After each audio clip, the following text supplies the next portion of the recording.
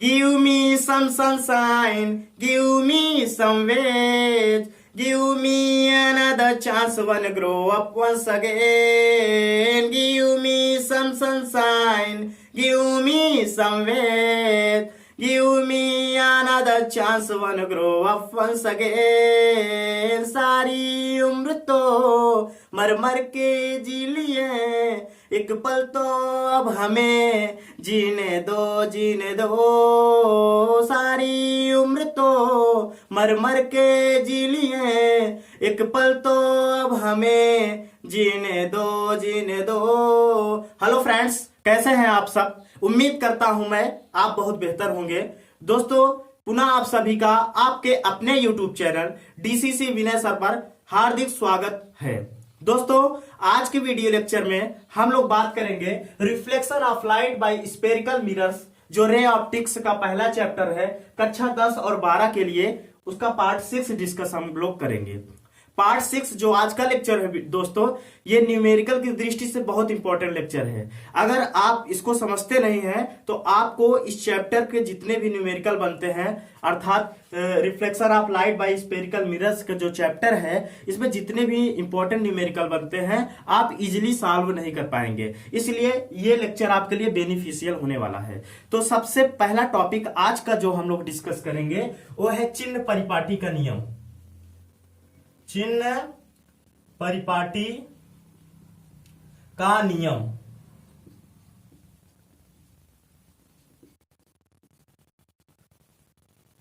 इसको हम लोग ऐसे भी कह सकते हैं, लॉ ऑफ साइन कन्वेंशन, या इसको साइन कन्वेंशन लॉ भी बोला जाता है। चिन्ह परिपाटी का नियम। चिन्ह परिपाटी का नियम होता क्या है, यही आज हम लोग इस वीडियो लेक्चर में डिस्कस करेंगे। तो चलिए हम लोग बताते हैं चिन्ह परिपाटी होता क्या है। दोस्तों, अगर आप लोग गोलीय दर्पण या दर्पण देखते हैं तो गोलीय दर्पण में हमने आपको दो चीजें बताया है। एक तो बताया है उत्तल दर्पण। देखिए, ये आपका कौन सा दर्पण है फ्रेंड्स? ये है उत्तल दर्पण, ठीक है। और ये जो इस तरीके से है, देखिए भाई, ये कौन सा दर्पण है आप ही बताइए? ये है भाई, ये अवतल दर्पण है, ठीक है। उत्तल दर्पण में क्या होता है? उत्तल दर्पण में उठे हुए भाग में परावर्तक तल होता है, जबकि दबे हुए भाग में पॉलिश हुआ होता है। जबकि अवतल दर्पण में दबे हुए भाग में परावर्तक तल होता है और उठे हुए भाग में पॉलिश होता है, उसे अवतल दर्पण। ये कौन सा दर्पण है? अवतल, कनकेव दर्पण, कनकेव मिरर, अवतल दर्पण। और ये कौन सा भाई? ये उत्तल दर्पण है। ये चीज तो मैंने आपको ऑलरेडी डिस्कस करके बताया है। तो चिन्ह परिपाटी का नियम यही, इसी में हम दूरियों को मापने के लिए उपयोग करेंगे चिन्ह परिपाटी का नियम। सबसे पहले आप ये जान लीजिए कि दर्पण में जो दर्पण है, दर्पण में दर्पण से किससे?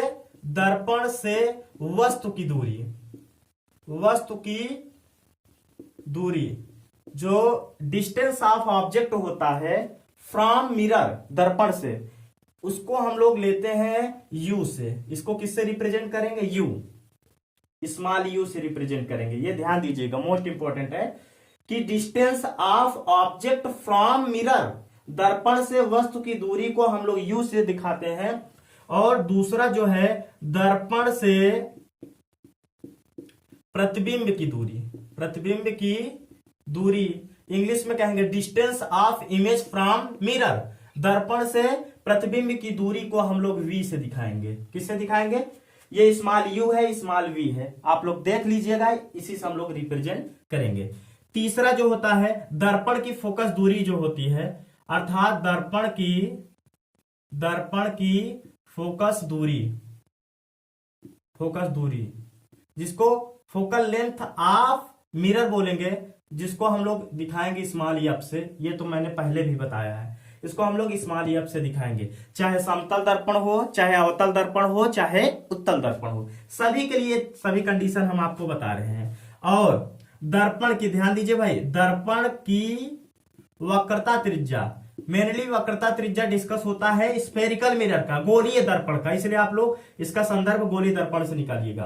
वक्रता त्रिज्या, समतल की भी वक्रता त्रिज्या होती है बट अनंत होती है, क्योंकि वो वक्र नहीं होता, सीधा होता है, इसलिए उसकी वक्रता त्रिज्या अनंत होती है। Radius of curvature from spherical mirror, उसको हम लोग कैपिटल आर से या कहीं कहीं स्मॉल आर से भी रिप्रेजेंट होता है, तो ये ध्यान दीजिएगा। ठीक है, तो दर्पण से वस्तु की दूरी को यू से दिखाएंगे, दर्पण से प्रतिबिंब की दूरी को वी से दिखाएंगे, दर्पण की फोकस दूरी को हम लोग किससे दिखाएंगे, एफ से दिखाएंगे, दर्पण की वक्रता त्रिज्या इसको हम लोग ऐसे दिखाएंगे, radius of curvature of spherical mirror, from नहीं कहेंगे, ऑफ कहेंगे। ठीक है, आर एंड स्मॉल आर से रिप्रेजेंट करेंगे। ये दर्पण की वक्रता त्रिज्या हो गई। अब दो इंपॉर्टेंट पॉइंट और आपको ध्यान देना है। वस्तु की लंबाई, लेंथ ऑफ ऑब्जेक्ट, वस्तु की लंबाई को हम लोग ओ से दिखाएंगे, इस कैपिटल ओ से, और प्रतिबिंब की लंबाई लेंथ ऑफ इमेज। इंग्लिश आप लोग ध्यान दिया करिए, मैं सबका इंग्लिश बोल देता हूं। हमने आपको पहले भी बताया, English is the most important in educational field. अंग्रेजी जो होता है शिक्षा के क्षेत्र में बहुत महत्वपूर्ण है। Without English you can not understand anything in ahead. आगे चल के आप बिना इंग्लिश में कुछ भी चीजें नहीं समझ पाएंगे। So English is the most important language. अंग्रेजी बहुत महत्वपूर्ण भाषा है। आप लोग हिंदी के साथ साथ अंग्रेजी को भी फोकस करिएगा। प्रतिबिंब की लंबाई, लेंथ ऑफ इमेज, इसको हम लोग आई से डिनोट करेंगे। देखो ऑब्जेक्ट का मतलब ओ होता है, इसलिए ऑब्जेक्ट दिखाया गया। प्रतिबिंब की लंबाई, इमेज होता आई। तो ये देखिए, दर्पण से वस्तु की दूरी को यू, दर्पण से प्रतिबिंब की दूरी को वी, दर्पण की फोकस दूरी अर्थात length, focal length of mirror f, radius of curvature of mirror capital R small r, वस्तु की लंबाई लेंथ ऑफ ऑब्जेक्ट ओ से रिप्रेजेंट करेंगे, लेंथ ऑफ इमेज आई से रिप्रेजेंट करेंगे। तो अब यही चीज अब हम लोग अगर आपसे कहें, हम ये भी बता सकते हैं कि चिन्ह परिपाटी का जो डेफिनेशन होता है, डेफिनेशन किताबों में ज्यादातर लिखा नहीं रहता है, हम इसकी परिभाषा भी बता सकते हैं कि दर्पण से वस्तु की दूरी, प्रतिबिंब की दूरी और दर्पण की फोकस दूरी, वक्रता त्रिज्या और वस्तु की लंबाई तथा प्रतिबिंब की लंबाई को उनके उचित धनात्मक या ऋणात्मक चिन्हों के द्वारा लिखना ही चिन्ह परिपाटी कहलाता है। फिर से समझिएगा, दर्पण से वस्तु की दूरी, दर्पण से प्रतिबिंब की दूरी, दर्पण की फोकस दूरी, दर्पण की वक्रता त्रिज्या, वस्तु की लंबाई तथा प्रतिबिंब की लंबाई आदि को उचित धनात्मक और ऋणात्मक चिन्हों के द्वारा प्रदर्शित करना ही चिन्ह परिपाटी कहलाता है। इसके निरूपित करने के लिए धनात्मक चिन्ह, इनके लिए धनात्मक ऋणात्मक चिन्ह लगाने के लिए हम लोग ज्यामिति का प्रयोग करते हैं। कौन सी ज्यामिति? निर्देशांक ज्यामिति अर्थात कोऑर्डिनेट ज्योमेट्री का प्रयोग करते हैं। उसका नियम जो होता है कोऑर्डिनेट ज्योमेट्री में, निर्देशांक ज्यामिति में, हम लोग उसी आधार पर इनका रिप्रेजेंटेशन करते हैं। तो सबसे पहले आप लोग इसका स्क्रीनशॉट ले लीजिए, जानते रहिए कि हम लोग किसको किससे रिप्रेजेंट करते हैं, फिर हम आगे डिस्कस करते हैं। परिभाषा हमने बता ही दिया आपको कि दर्पण से वस्तु की दूरी, दर्पण से प्रतिबिंब की दूरी, दर्पण की फोकस दूरी, दर्पण की वक्रता त्रिज्या, वस्तु की लंबाई, प्रतिबिंब की लंबाई आदि को इनके उचित धनात्मक ऋणात्मक चिन्हों के द्वारा रिप्रेजेंट करने की क्रिया, निरूपित करने की क्रिया, प्रदर्शित करने की क्रिया को ही हम लोग चिन्ह परिपाटी कहते हैं। अर्थात इनको निरूपित करने के लिए हम लोग निर्देशांक ज्यामिति के नियमों का प्रयोग करते हैं। तो आइए देख लेते हैं निर्देशांक ज्यामिति के नियम क्या होते हैं। ठीक है, इसको आप लोग स्क्रीनशॉट ले लीजिएगा, फिर हम आगे बताते हैं। चलिए इसको मिटा देते हैं। ये तो इंपॉर्टेंट पॉइंट था कि किसको किससे रिप्रेजेंट किया जाता है। ठीक है, आइए हम लोग सबसे पहले निर्देशांक ज्यामिति की बात करते हैं। देखिए भाई, इधर देखिए सभी लोग, चिन्ह परिपाटी के मुख्य नियम होते हैं, उन नियमों को अभी हम जानेंगे। अभी तक हमने आपको बताया कि कौन सी वस्तु को कितना दूरी पर है, कैसे रिप्रेजेंट करेंगे। ठीक है, और उसके बाद इसके नियम क्या होता है चिन्ह परिपाटी का, हम लोग देखेंगे। ये निर्देशांक ज्यामिति के नियमों का पालन करती है। आप जानते हैं निर्देशांक ज्यामिति में ऊर्ध्वाधर और वर्टिकल दो लाइनें होती हैं, सॉरी वर्टिकल को ही ऊर्ध्वाधर बोलते हैं। एक हॉरिजॉन्टल लाइन होती है, एक वर्टिकल जिसको ऊर्ध्वाधर कहते हैं। एक दूसरे परपेंडिकुलर लाइनें होती हैं, इसको हम लोग यक्ष अक्ष कहते हैं। इसको मैं अभी थोड़ा क्लियर कर देता हूं जिससे कि समझ में आए आप लोगों को। अच्छे से समझिए कि बिल्कुल कंफ्यूजन नहीं होगा, एक एक चीजें आपकी क्लियर हो जाएगी, ये मेरा वादा है। ठीक है, इसको बोलते हैं यक्ष अक्ष, आप जानते हैं। ठीक है, यक्ष अक्ष। इसको भाई बोलते हैं वाई अक्ष। कक्षा 9 में आप लोगों ने कक्षा 8 वगैरह में पढ़ा होगा। यक्स अक्ष, ये वाई अक्ष, इसको कहते हैं यक्स डैश, है तो यक्स अक्ष ही है बट इसको यक्स डैश अक्ष बोला जाता है, इसको हम लोग वाई डैश अक्ष बोलेंगे। ठीक है, जहां पर यक्स अक्ष और वाई अक्ष एक दूसरे को काटते हैं उसको मूल बिंदु कहा जाता है, इसको ओ से हम दिखाएंगे, या सिंपली जानिए मूल बिंदु लिख दे रहे हैं, यहां पर क्या लिखते हैं, लेकिन मूल बिंदु को यहां हम पी से दिखा रहे हैं, जिससे क्योंकि ओ ऑब्जेक्ट की लंबाई भी होती है, इसलिए आप पी से देखिए, इसको कहते हैं मूल बिंदु। ध्यान दीजिएगा, मूल बिंदु समझ जाइएगा, ये मूल बिंदु है। अब देखिए सबसे पहला पॉइंट जो चिन्ह परिपाटी का नियम होता है, सबसे पहला पॉइंट, एक एक पॉइंट आप लोग लिखते जाइएगा। पहला पॉइंट ये होता है कि दर्पण से समस्त दूरियां, दर्पण से जितनी भी दूरियां हम नापेंगे दर्पण के ध्रुव से मापेंगे, ये ध्रुव होता है। जो याद रखिएगा, जो निर्देशांक ज्यामिति में मूल बिंदु होता है उसी को हम लोग दर्पण का ध्रुव मान करके समस्त दूरियां कहां से मापी जाती हैं, समस्त दूरियां कहां से मापी जाएंगी भाई, समस्त दूरियां दर्पण के ध्रुव से। आप लोग इतना ध्यान दीजिएगा, इसको अच्छे से लिख लीजिएगा पॉइंट। चिन्ह परिपाटी के निम्न नियम है, समस्त दूरियां दर्पण के ध्रुव से मापी जाती है, ये पहला पॉइंट हो गया। ठीक है, आइए हम लोग देख लेते हैं। अब आपको ये पता होना चाहिए, ये मूल बिंदु से सभी दूरियां मापेंगे, तो यहां मूल बिंदु से इधर की दूरियां भी हैं, मूल बिंदु से इधर की भी दूरियां हैं, मूल बिंदु से ऊपर की भी दूरियां हैं और मूल बिंदु से नीचे की भी दूरियां हैं। ये ध्यान दीजिएगा कि इसको ये धनात्मक दिशा होती है, इसको हम लोग प्लस से रिप्रेजेंट करते हैं निर्देशांक ज्यामिति में, और ये वाई अक्ष की जो ऊपरी दिशा होती है मूल बिंदु से, ये भी धनात्मक होती है, इसको भी हम लोग प्लस से रिप्रेजेंट करते हैं। बट यक्स डैश अक्ष जो होता है मूल बिंदु से बाईं ओर, देखिए मूल बिंदु से बाईं ओर, मूल बिंदु से बाईं ओर की दूरियां क्या होंगी, ऋणात्मक होगी, इधर की दूरियां ऋणात्मक, और मूल बिंदु से वाई अक्ष पे नीचे की ओर की दूरियां क्या होंगी, ऋणात्मक होंगी। तो हमको ये पता चल गया कि मूल बिंदु से यक्स अक्ष पे दाहिनी ओर की दूरियां धनात्मक,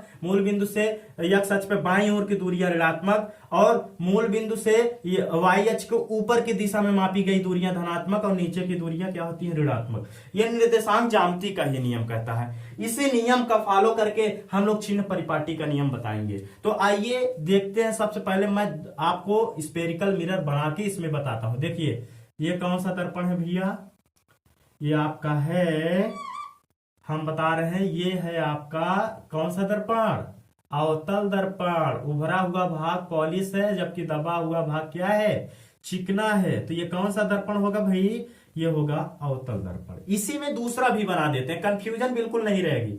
ये देखिए मैंने यहां पर उत्तल दर्पण भी बना दिया, देखिए देखिए देखिए सभी लोग देखिए, ठीक है, ये बन गया आपका उत्तल दर्पण प्यारा सा। ठीक है, ये हुआ अवतल दर्पण। ये कौन सा दर्पण है, अवतल, कनकेव मिरर, अवतल दर्पण।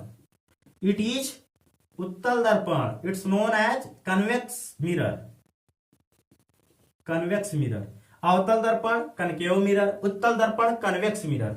आप लोग बताइएगा, आप ही लोग बताएंगे भाई, इन दोनों का मूल बिंदु जो होगा, मूल बिंदु ये P मूल बिंदु है, जिसको हम लोग क्या कहेंगे, ध्रुव भी कह सकते हैं, इसी को हम लोग ध्रुव भी कह सकते हैं। अब आप ही बताइए, दोनों का ध्रुव यहां है, हमने अलग अलग भी, आप एक इसका बनाइए फिगर, फिर दूसरा इसका बनाइए, वैसे भी समझ सकते हैं, लेकिन हम लोग दोनों एक ही फिगर से समझने का प्रयास करते हैं। सबसे पहला चिन्ह परिपाटी का नियम यह होता है, समस्त दूरियां दर्पण के ध्रुव से मापी जाती है, अर्थात जितनी भी दूरियां हमको मापनी है इस दर्पण के ध्रुव से ही मापेंगे। आप जानते हैं, अब ऊपर से अभी थोड़ा रुकिए, ये वाली लाइन आप जानते हैं कि ध्रुव से जाने वाली सीधी रेखा क्या कहलाती है भैया, मुख्य अक्ष कहलाती है। क्या कहलाती है, मुख्य अक्ष, प्रिंसिपल एक्सिस।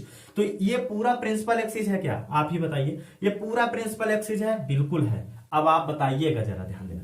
पहला पॉइंट तो हो गया, समस्त दूरियां दर्पण के ध्रुव से मापी जाती हैं। दूसरा पॉइंट क्या है, दूसरा पॉइंट ये है कि दर्पण पर, अर्थात ये बताइए, अच्छा ये बताइए चिकना पृष्ठ किधर है भैया, चिकना पृष्ठ इधर है, देखिए इधर बाएं साइड में, इसका भी चिकना पृष्ठ बाएं ही साइड में है, तो क्या हम किरणें इधर से डालेंगे, आप समझिए, ये तो परावर्तक पृष्ठ है ना, ये तो परावर्तक पृष्ठ है, जहां से परावर्तन होगा इसके अंदर तरफ परावर्तक पृष्ठ है।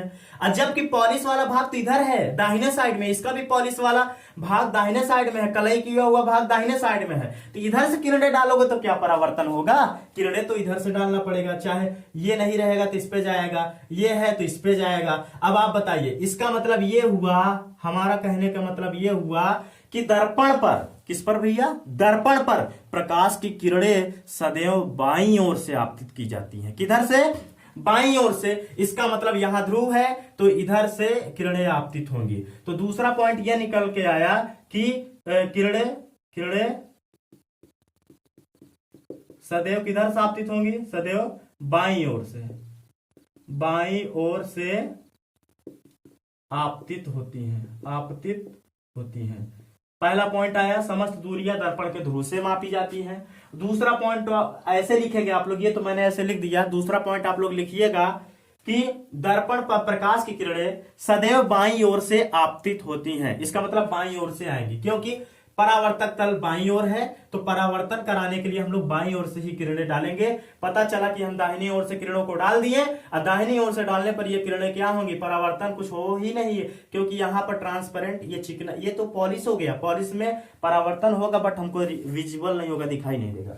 ठीक है, इस तरीके से 2 पॉइंट हमने फोकस किया। अब तीसरा पॉइंट क्या होता भाई? अब आप ही बताइए, अगर हम ये मूल बिंदु है, समस्त दूरियां मूल बिंदु से मापी जाती है। अगर हम लोग इधर की दूरियां मापें, x अक्ष के ऋणात्मक दिशा की ओर की दूरियां मापें, तो इधर की दूरियां क्या होंगी? ऋणात्मक। इधर की दूरियां क्या होंगी? धनात्मक। अच्छा, अगर हम लोग इधर जाते हैं, आप बताइए, ये आपतित किरण की विपरीत दिशा है क्या? आपतित किरण की विपरीत दिशा अपोजिट साइड है, विपरीत दिशा है, बिल्कुल है। देखिए, अगर आप ऐसे जा रहे हो दूरियां मापने, इधर जा रहे हो, तो किरणें तो भैया ऐसे जाती हैं। जब किरणें ऐसे जाती हैं, हम लोग किसके विपरीत माप रहे हैं? आपतित किरण की विपरीत दिशा में दूरियां माप रहे हैं। तो आपतित किरण की विपरीत दिशा में, आपतित किरण की विपरीत दिशा में मापी गई दूरियां क्या होती हैं भैया? दूरियां कैसी होती हैं? दूरियां ऋणात्मक होती हैं। आप लोगों ने देखा, पहला कि समस्त दूरियां दर्पण के ध्रुव से मापी जाती हैं। दूसरा, दर्पण पर प्रकाश की किरणें सदैव बाईं ओर से आपतित कराई जाती है। तीसरा, हमने आपको यह बताया कि आपतित किरण के विपरीत दिशा में मापी गई दूरियां क्या होंगी? ऋणात्मक। अब आप बताइए, ये मूल बिंदु है, हम लोग इधर की दूरियां मापते हैं, ये वाली दूरी मापते हैं। देखिए, ये वाली बताइए, आने वाली किरण की दिशा, ऐसे किरण आ रही है दाहिनी ओर, ये भी जा रही है दाहिनी ओर। इसका मतलब ये हुआ कि आपतित किरण की क्या है? आपतित किरण की दिशा में है। ये किरणें कैसे जा रही हैं? आपतित किरण की दिशा में। तो यहां हमारा कंसेप्ट ये निकलेगा, चौथा पॉइंट, कि आपतित किरण की विपरीत दिशा मापी गई दूरी ऋणात्मक होती है। तो जस्ट इसी का अपोजिट कर रहेंगे, आपतित किरण की दिशा में, आपतित किरण की दिशा में मापी गई दूरियां क्या होंगी? मापी गई दूरियां भैया क्या होंगी? धनात्मक पॉजिटिव होंगी, धनात्मक होती हैं। तो मोस्ट इंपॉर्टेंट 4 पॉइंट आपके बीच निकल के आए। फिर से समझिएगा, चिन्ह परिपाटी क्या होता है?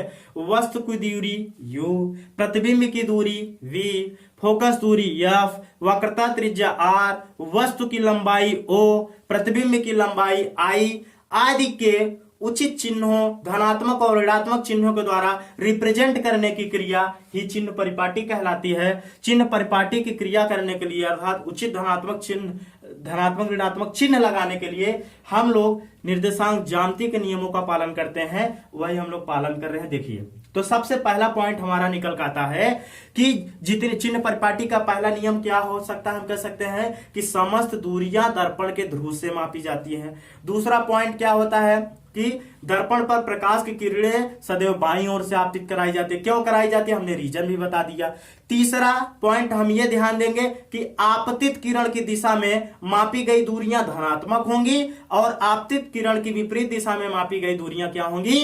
ऋणात्मक होंगी। ये हम लोगों ने देख लिया, ठीक है। और भी 5वां पॉइंट आप लोग ये बताइएगा, ध्यान दीजिएगा, 5वां पॉइंट क्या बताएंगे कि मुख्य अक्ष के, देखिए भाई, मुख्य अक्ष ये है, मुख्य अक्ष के ऊपर की दिशा में, किधर? ऊपर की दिशा। देखिए, ये ऊपर की दिशा है, मुख्य अक्ष के ऊपर, चाहे इधर हो चाहे उधर हो, हमसे इससे मतलब न, चाहे दाहिनी ओर हो चाहे बाईं, अगर ऊपर की दिशा में है तो ये दूरियां कैसे, क्योंकि ऊपर की दिशा में कैसी ही होती है दूरियां, देखिए पॉजिटिव, पॉजिटिव है, तो इसका मतलब मुख्य अक्ष के ऊपर की दिशा में मापी गई, मुख्य अक्ष के ऊपर की दिशा में मापी गई दूरियां भैया कैसे होंगी, धनात्मक होंगी। कैसे होंगी, धनात्मक।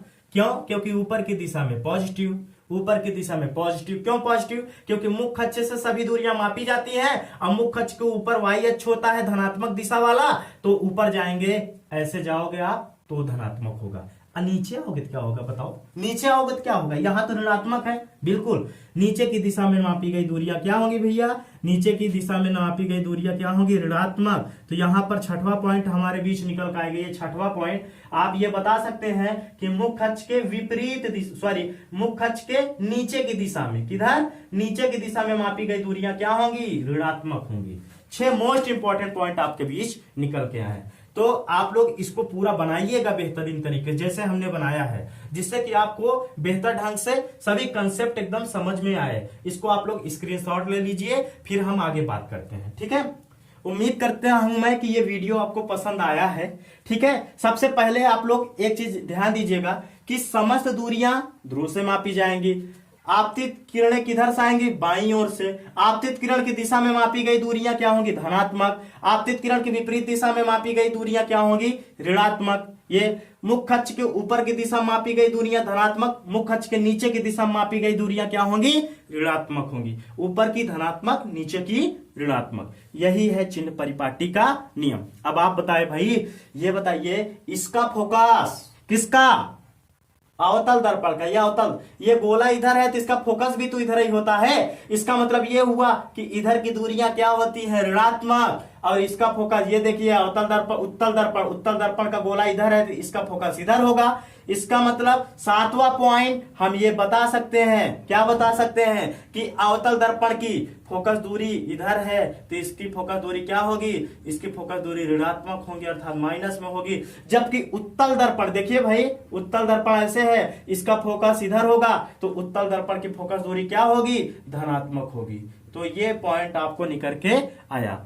आगे चलकर हम कई चीज कंपैरिजन करेंगे, जब उत्तल दर्पण के द्वारा अवतल दर्पण के द्वारा प्रतिबिंब बनाएंगे, उसके बाद हम लोग कंपैरिजन करेंगे, इन दर्पणों के आवर्धनों में तुलना करेंगे कि चिन्ह परिपाटी का नियम क्या होता है। सिंपली आपको चीजें समझ में आएंगी। यहाँ अवतल दर्पण उत्तल दर्पण के कंसेप्ट समझ में आए। अवतल दर्पण की फोकस दूरी सदैव ऋणात्मक होती है, जबकि उत्तल दर्पण की फोकस दूरी सदैव कैसी होती है, धनात्मक। भाई ये हुआ चिन्ह परिपाटी का नियम। मैं आपको जल्दी से एक बार पुनः फिगर बना के बताता हूं, जल्दी जल्दी चीजें आपको बेहतर समझ में आ जाएंगी। फिर से एक बार समझ लीजिए भाई, चिन्ह परिपाटी का नियम किसे कहते हैं, वस्तु की दूरी, प्रतिबिंब की दूरी, फोकस दूरी, वक्रता त्रिज्या और वस्तु की लंबाई, प्रतिबिंब की लंबाई आदि को इनके चिन्हों, धनात्मक और ऋणात्मक चिन्हों के द्वारा प्रदर्शित करने की क्रिया ही चिन्ह परिपाटी का नियम कहलाती है। चिन्ह परिपाटी के नियमों को हम लोग निर्देशांक ज्यामिति की सहायता से लेते हैं, और निर्देशांक ज्यामिति में हमने आपको बता ही दिया। अब आप ही बताइएगा, 2 फिगर अलग अलग हम बना देते हैं जिससे कि आपका बिल्कुल कंसेप्ट क्लियर हो जाए।